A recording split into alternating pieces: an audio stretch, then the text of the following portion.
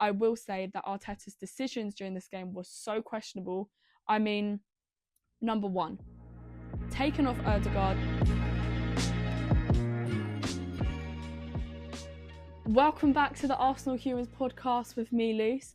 Today, I mean, you won't notice on Spotify because obviously it's all audio, but on YouTube, you'll be able to see that I've got a little mic and it's attached to me. I'm not holding it.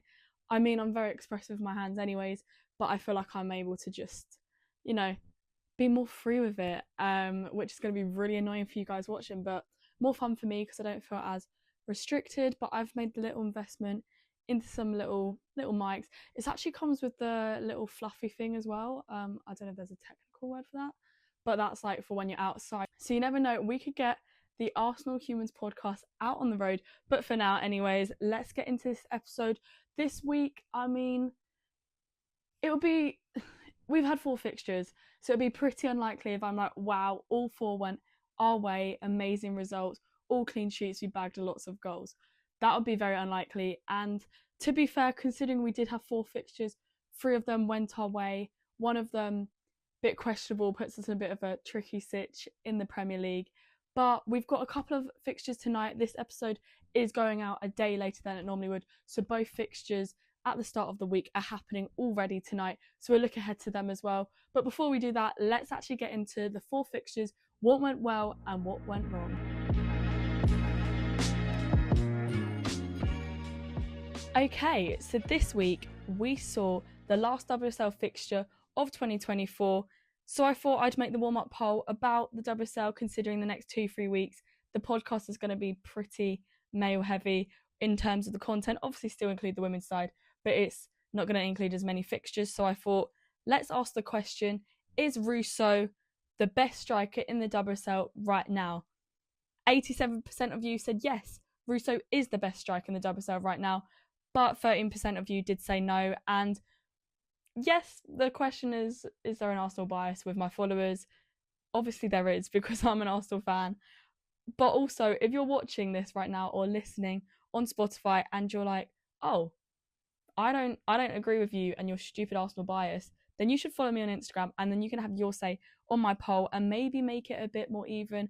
But to be honest, I don't think no matter what team you support, you can argue that Russo is in form right now, and she is, in my opinion, playing at her best that she's played so far in the WSL, including when she was at United. I mean, if we just look at one stat for a hot sec, one that's stuck in my head, Russo has scored 6 in the last 5 WSL games. So she's scored more goals than she's played games.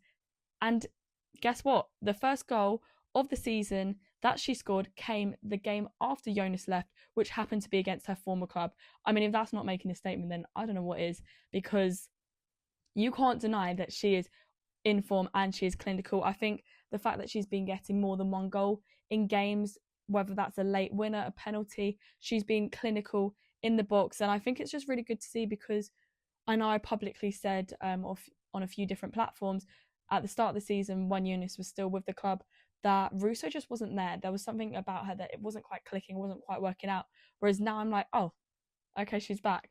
She's back. I think the only issue I really have with Russo's playing is that sometimes she can get caught offside, but it's for the right reason. She's trying to attack the ball and everything, and she's getting in the places and the spaces that you want her to be in.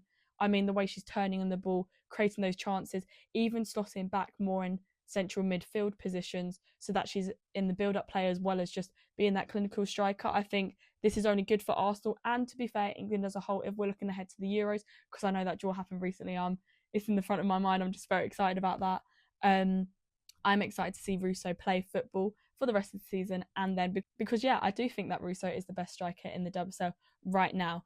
Right now is the key phrase, because like I said, not at the start of the season, but right now if she carries on how she is, she literally could be the striker of the season, in my opinion. Obviously, the 13% that said no, I added on the little question on my story, who would you put instead of Russo then? Because I do feel like Russo is such a strong contender for that title right now. And obviously the likes of Ramirez, Sam Kerr, Khadija Bunny Shaw, they're all added in that. I think you could even argue that Miedema, because of her history and her record of being the highest goal scorer in the WSL, you could even add her in there. But when I look at these names, I think Ramirez, yes, start of the season, she's been good, and she's that player that you rely on to have that impact. But I know in Chelsea's recent game with their draw, which we're going to get on to soon because I'm still very, very happy about that. We've got to take the small wins we can here as Arsenal. But yeah, when I look at Ramirez, I'm like, she didn't score in that game. Maybe she could have scored in other games as well. So it is kind of tricky. Sam Kerr injured right now. So right now, she isn't the best WSL striker because she's not even playing. Same for Miedemar. Miedemar's in and out of injury. Obviously, she's just left Arsenal to go to City. Arsenal is where she set her record of the most goals in WSL. So transferring to any club is difficult, but especially when you've got that historical record behind you as well, there's more pressure. So I do feel like it leaves us with Khadija Bunny-Shaw or Alessia Russo as the top strikers right now. Obviously my Arsenal bias comes through and I say Russo, but Bunny-Shaw is unreal. She is unreal. But yeah, that is basically the poll. I kind of want to do some more player-specific ones going forwards because I think it's just a bit more fun to gain actual like niche opinions rather than do you think like Arsenal will win any trophies, because they're quite generic, quite general, and it doesn't really get into what trophies do you think. So that's the vibe for that one. Let's get I'm scrolling ahead here and I'm not even voicing it all because there's a lot to get into. We've got 4 games to get into, so let's unpack them now.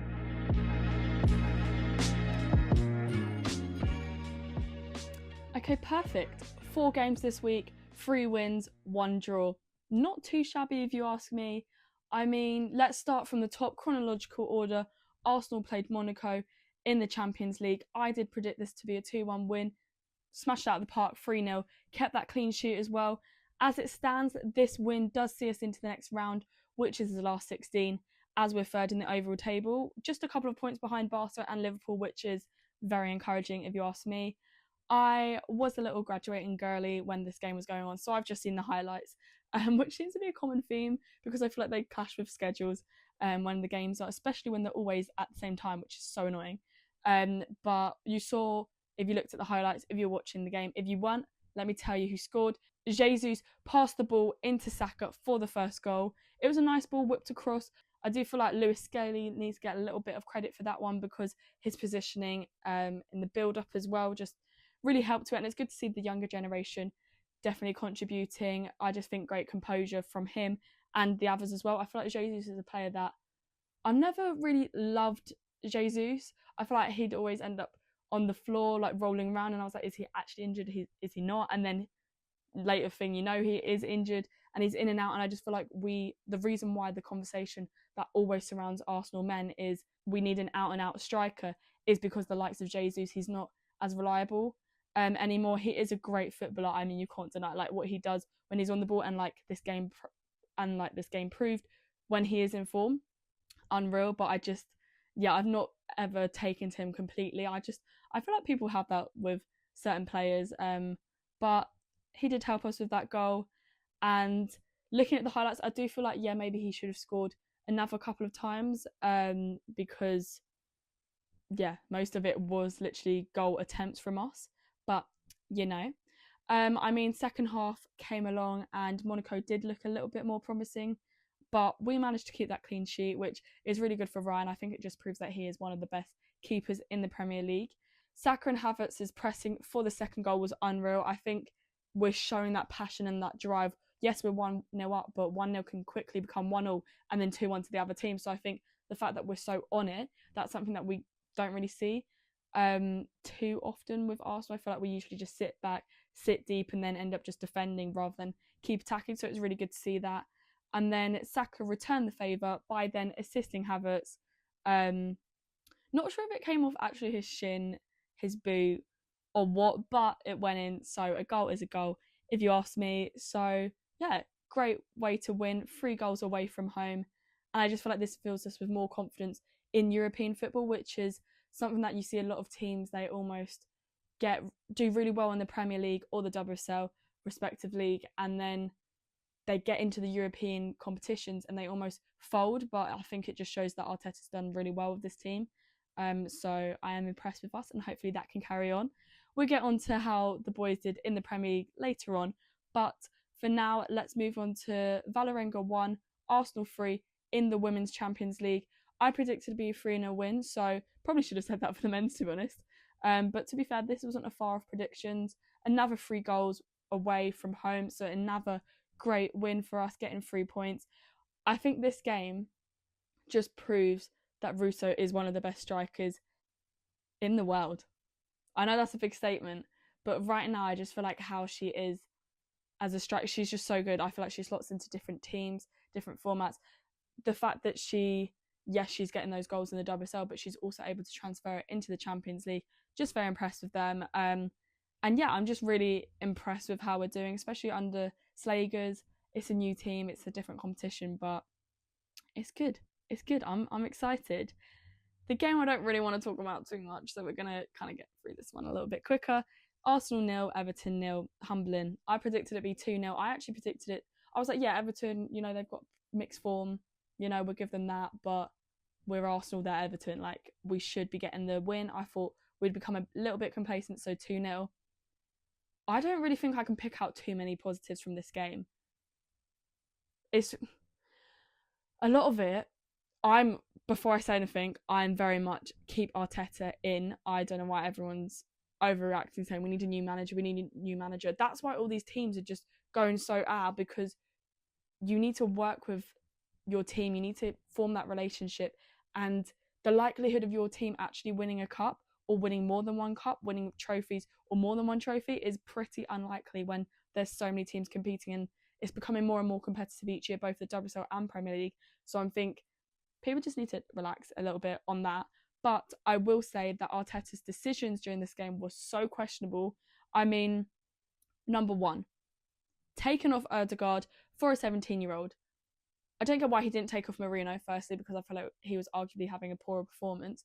But taking off Ødegaard, who is arguably our most creative source in the squad, I think that was kind of just a bit like, what are you doing, man? Like, come on. I don't understand personally why that even happened, because when we look at other games, he's firstly only just recently come back from injury, and I think when he was away we really saw that impact that he did have, but also when he's been on the pitch we see that his creativity, the way that the through balls in particular for me really stand out, because he's able to create a goal scoring opportunity out of what feels like nothing, just middle of the park football, and then suddenly bam, it's near the goal. So I think the fact he took him off, bit questionable, because maybe if he was on the pitch we could have got more goals through him.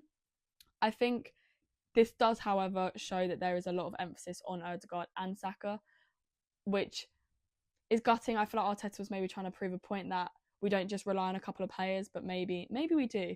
I mean, you see it with City, with Rodri, he's out and people are now like, oh, the downfall's because of that. Obviously, City's downfall, if you want to call it that.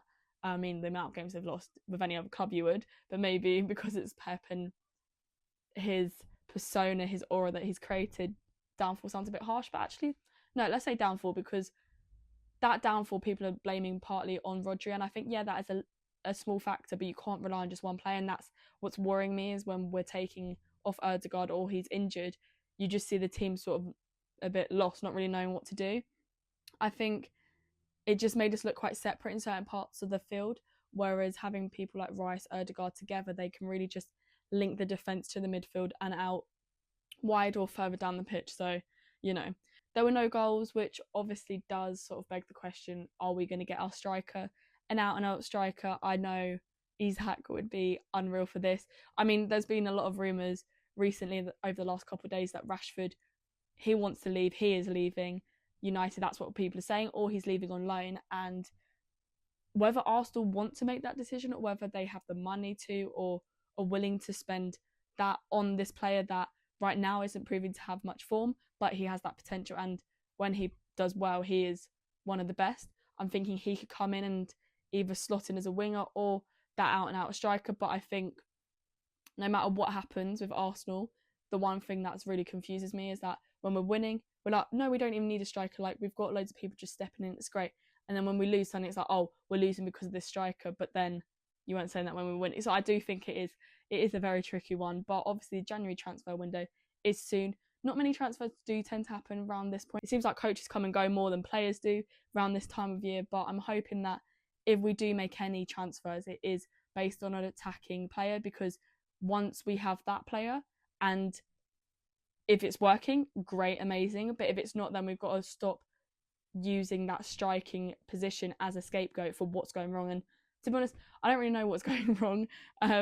If you know, or if you have any possible reasoning or solutions, then comment down below. But all I'm going to say in terms of the Premier League is, when we're seeing other teams drop points, like City drop points, Liverpool even drawing as well, we need to really take advantage of it. And it's annoying that we're not right now. I mean, even if Pep did whatever's going on right now last season, we would have won the league, and then that would have had the momentum spilled over into this season, and I just feel like that would have put us on a high. We would have had more money to fund maybe that striker. So I think it's just very tricky because things just don't seem to be working out right now. But with the Premier League, I think we can't rule anything out, but yeah, we'll see what happens. But the last game of the week, moving on quickly, Liverpool 0, Arsenal 1. Nice cheeky little classic Arsenal 1-0. And I predicted it to be 3-0 for this game as well. I had high hopes for the women's side, obviously. And obviously, they got the 3 points, like a win is a win. I do think that on the day, it almost like Liverpool were almost unlucky, which is weird that I'm saying that. But I was watching it and I saw Russo obviously scored, which proving my point once again. She does it in those games that you need it. It was quite an early goal in the first half. But then after that, I was actually sat like, oh my God. I mean, I was at work watching it thinking, by the way, like I work in sport, I'm not just sat on my phone when I should be working. So the game was on anyways with all the other games, which I'm very lucky to be in that position. But I was watching it and then I was like on the edge of my seat thinking, oh no, the minute they attack, the minute anything happens, you could draw. And I was like, if we're drawing, what is the point in City dropping points this week? What is the point in Chelsea drawing if we drop those points? So thank God, luckily we didn't drop those points. And you know what? Yes, it wasn't the most convincing performance, but what it does show is that under Slegers, we're getting those wins, we're getting those points when we need it, and we might not play the best football for the full 90, but if we can score and get those 3 points, surely right now that's all that matters. And then the teamwork and the cohesion and the actual football style will come with time. But right now we just need to get those points. Obviously it was a set piece, another set piece for Arsenal, and Russo managed to get it in. So, we're just keeping up that corner FC rep.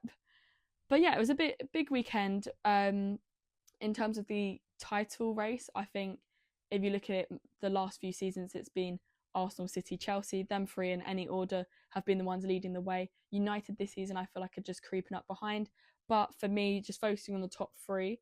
But right now you can see that we're 7 points behind Chelsea and only 1 point behind City, which is so close yet so far away, if that makes sense. Like, I feel like we're almost there, but it fills me with a lot of hope right now at this time of year. So yeah, I think just focusing on ourselves is all we can do. And yeah, I do think Arsenal can come second. We've just got to focus on the other competitions for the next few weeks, and then once we're back in the WSL, see what happens.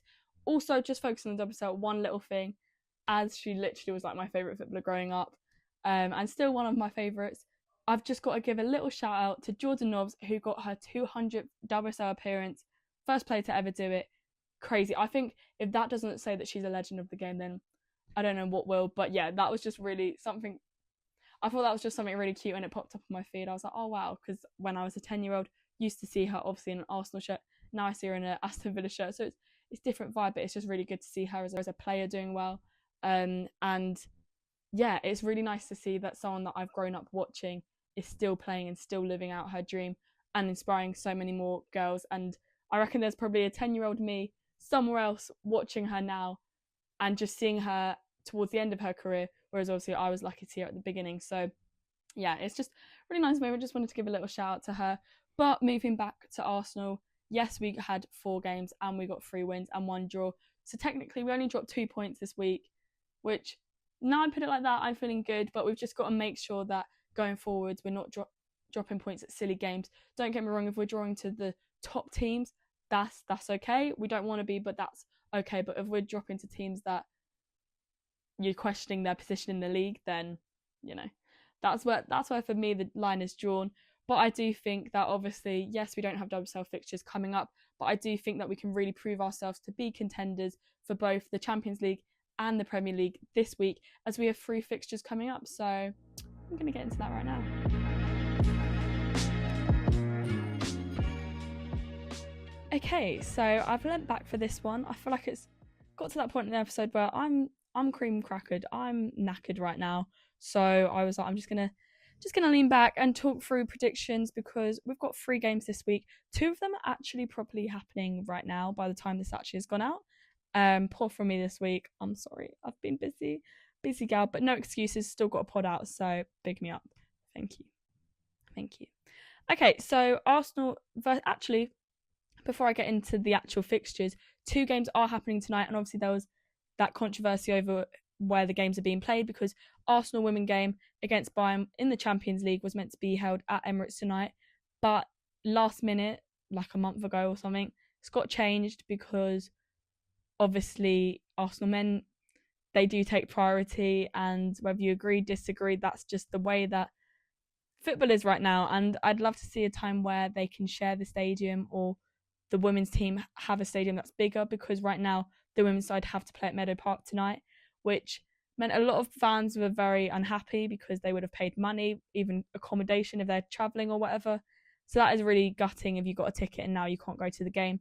But it is because there's only 4,000 seats in Meadow Park compared to the 60,000 capacity that you could have in the Emirates. So bit frustrating with the locations for the games today and the fact that they are on at the same time. I don't know why this is happening again. This is like, I swear it literally happened just like last week or the week before, that you've got to pick between, do you want to watch the men's side or do you want to watch the women's side, which for me literally just goes against what my podcast stands for, which is that we're one club and that you should be watching and learning about the club as a whole. If you support Arsenal, you support the whole club. So obviously it kind of goes against that, but whatever, it's what happened. And to be fair, I'm going to be tuning into probably mostly the Champions League fixtures tonight that the women are playing in, because I have access to that on DAZN, so big up DAZN for that one. So my predictions: Arsenal versus Bayern tonight.